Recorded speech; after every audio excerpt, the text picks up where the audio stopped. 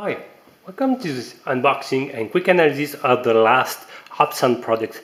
This is a training version of the H502S. This is the H502S.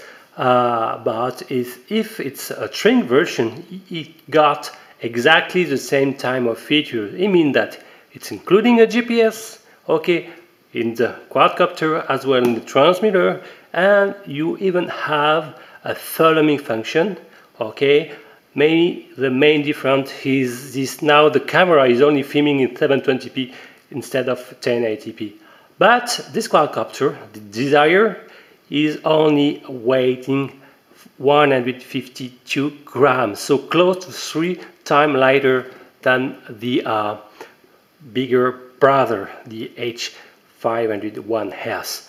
Okay, what you will find in the box. Here is the contents of the box. Here is a quadcopter. Well, it got exactly the same type of flexible plastic, so in my point of view, durable to absorb main type of crashes. It's a very flexible plastic. I think it's a good choice instead to use a recycled hard one, breakable and can explode into small pieces of plastic. Well, and the first feeling you have, it's so light. Okay, I can give you an example, an idea of the weight without the LiPo. This quadcopter with the prop install without the LiPo scale 119 grams. It's a pretty light. Okay, on the bottom part you have a micro slot to welcome a micro SD card. Be aware, like his bigger brother, this packaging don't offer any free micro SD. It's a drawback in my point of view. On the front side, here is the 720p camera with a wide angle. In my point of view, it's exactly the same camera than the H107D Plus or C Plus. So it's an average 720p camera. I will say immediately. I will of course give some raw video footage of this camera. Okay.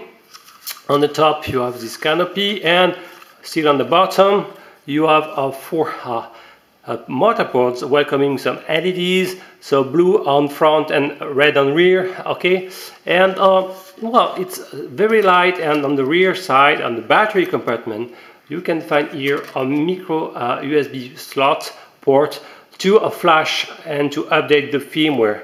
For a battery connector you have a GST model. Okay, it's okay to welcome to absorb the current of this 2S LiPo. Now, with this model, you have a 610 mAh 2S LiPo with a discharge rate of 15C, which is a little bit better than the 10C from the 501S. Okay, so the discharge rate is better and it should handle a little bit better the high demand of current if momentarily you try to have order a punch out on your throttle. It comes with this same radio, okay, in the first glance, and well, in fact, it's the same with the same 5-inch monitors. Well, as you already know, the brightness of this radio is not amazing, but it's not so horrible. Unfortunately, no possibility to set any brightness to increase the light sensitivity reflection. Okay, and the angle of view is also not so fantastic, around 30-35 degrees. You will find the same ingredient that the other model, like the 501S. For example, this one is by default, one is down, is the altitude hold. When you press up, you're entering in GPS assistant mode, so both the barometers and the GPS will work together to stabilize in X, Y, Z the quadcopter. This right switch when down is a normal flight mode, but when pressed up, and as soon as you will receive enough GPS satellites, you will be able to engage the return to home. Okay. If you click on the left stick, you will engage the headlet mode, turn off by default, and when pressed on the right click, you will engage the follow me function, Of course, to be efficient, the follow me function requires that you are receiving a GPS satellite on both the quadcopter and on the transmitter.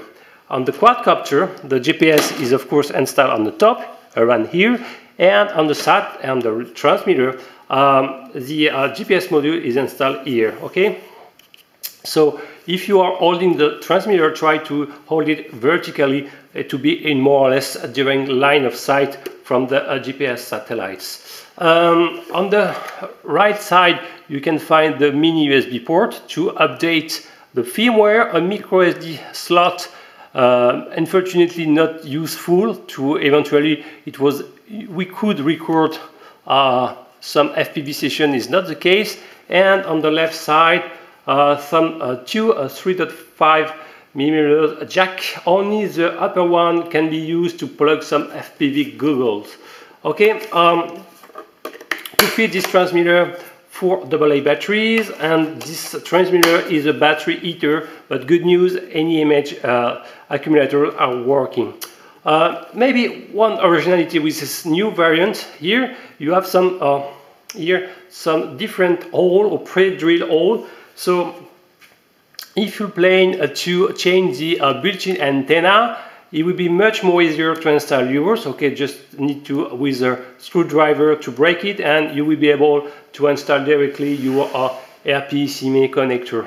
So in terms of FPV antenna, you still have this half plane one, half helicoidal, okay, more favoring the half plane signal. So just when the quadcopter will be front of you, and for the 2.4 GHz radio control range, it's a simple linear antenna installed in parallel like this.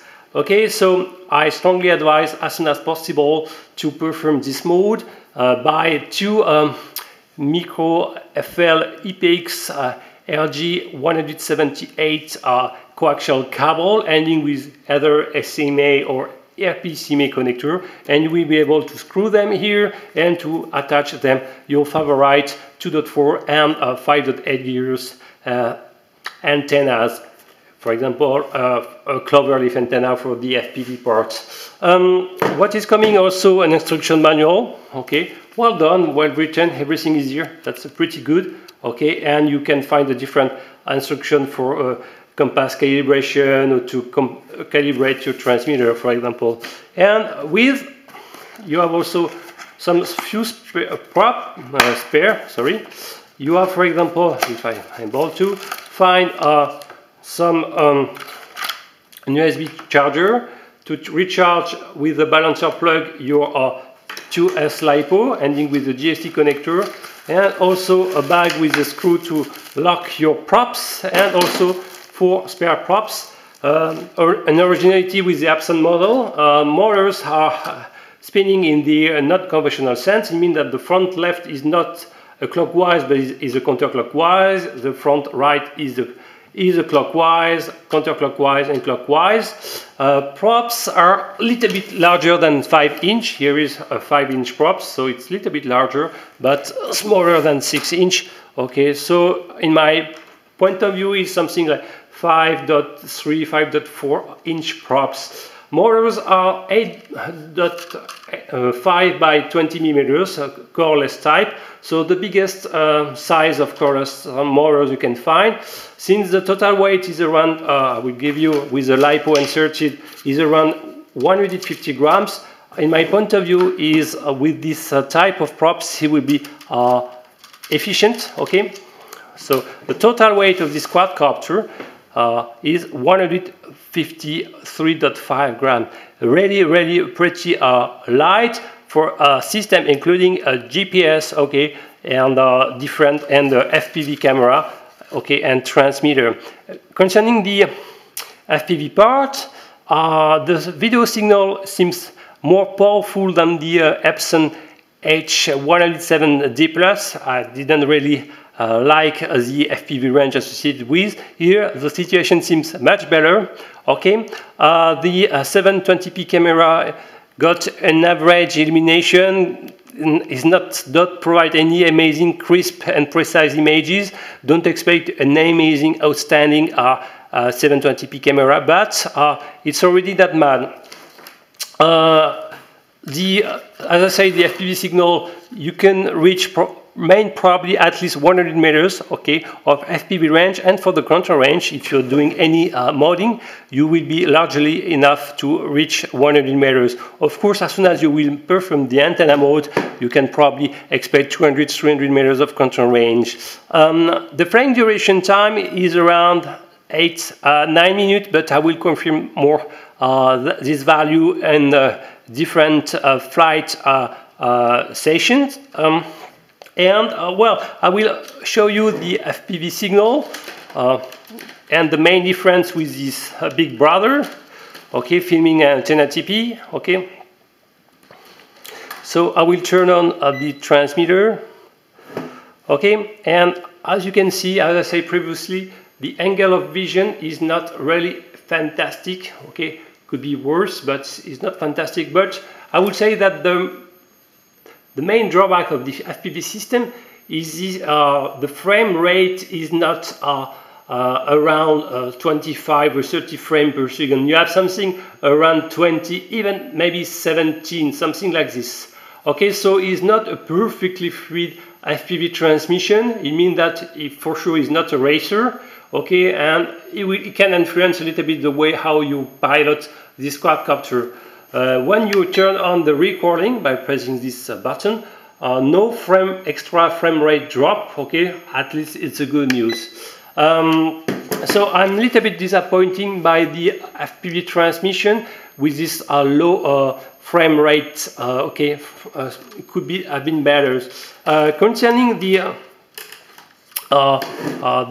operating system, exactly the same that the H502S. It means that each time you are booting this system, you will have to perform the compass calibration. I think it's a good idea each time to force to do it. It takes just 20 seconds to perform it. So as soon as you will see on the screen compass 1, make two like this, clockwise, then the LEDs will change of color as well. You will see compass the operation, just install your quadcopter, now is down, and also rotate of two like this, and the compass will be down, and it will gently secure all your GPS localization and positioning. That's a pretty good point. Okay, so really what I like is this ultra lightweight system. Okay, the price is the introduction of simple coreless brushed motors, but I don't think they will be really stressed. You have some ball bearing installed to reduce the friction. That's a good point. Okay, and the props are large enough. Don't expect to have a very sporty attitude and to offer very powerful punch out. Is not the case with these motors and these props, large props. It's based, the design have been based to increase the flying duration time versus a sporty attitude. But in this quadcopter, you have everything, a GPS module, return to home, okay, and follow me function, because you have a second GPS module inside the transmitter. It's really the stronger point of this quadcopter. Okay, with mine, the firmware came with the version 1.1.19 and flashed to the 1.1.23, okay? And well, I was not able to flash actually the transmitter firmware, but it will be probably small bugs in the flashing software. It will be soon. So you know that the firmware is an open difficulties for the last HUBSAN product, but I already fly it and it was pretty stable. Really I like it. Return time was efficient, etc. So I'm more confident, okay? And since the battery is 15C, I don't think you can suffer eventually some LiPo brownout, etc. The motors are less drawing than a brushless edition, okay? So concerning the LiPo, you don't have a lot of free room, okay? So I will give, for example, the dimension, but in my RC Groups review, you will be able to find it, okay? So for example, in length, it's something like 1774, okay, in width you have something like 31, and in 8 it's pretty thin, it's okay, less than 8. Okay, so I don't think there is a lot of compatible one, okay, without any battery compartment mounting. Okay, so I will conclude. I hope you like this video, this unboxing and quick analysis video. Please check my orders video to see the H502S in action. Okay, and if you like this video, please submit. And if you like my channel, please subscribe. See you next time. Bye bye.